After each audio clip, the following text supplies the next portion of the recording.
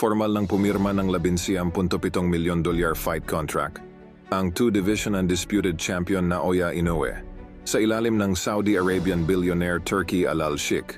Ang nasabing fight contract na pinirmahan ni Naoya Inoue sa Saudi ay isang initial fight contract pa lamang.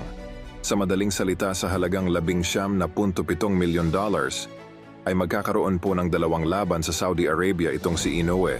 At kung sa nasabing dalawang laban ay may panalo ito ng The Japanese Monster, sa isang impressive knockout win ay muling papapirmahin ito agad ng additional fight contract sa nasabing bansa, na kung saan mula sa $19.7 milyon initial contract ay papalo ito sa halagang $100 milyong fight contract laban sa kapwa undefeated American boxing superstar Gervonta Tank Davis.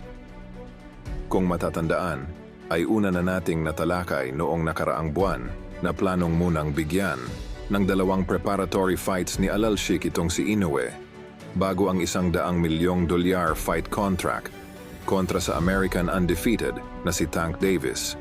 At atin na ring natalakay noong nakaraang buwan na ang laban ni Naoya Inoue kontra Casimero ang gusto munang maikasang laban ni Al-Sheikh na siyang magsisilbi bilang preparatory fight ni Naoya Inoue. At dito ibabase ni Al-Sheikh kung itutuloy na ba nito ang $100 milyong fight contract ni Inoue laban kay Davis. Sa madaling salita ay handang sumugal at mamuhunan ng bilyones itong si Al-Sheikh sa Japanese fighter na si Inoue, kaya hindi na nakakapagtaka na ganun na lamang kung maniguro itong Saudi Arabian billionaire na ito. Kung baga ay kung ating iisipin, ay tila sadyang pinapahinog muna ni Al-Sheikh itong tinaguriang The Japanese Monster na si Naoya Inoue bago tuluyang isabak sa halimaw ng Estados Unidos na si Gervonta Tank Davis.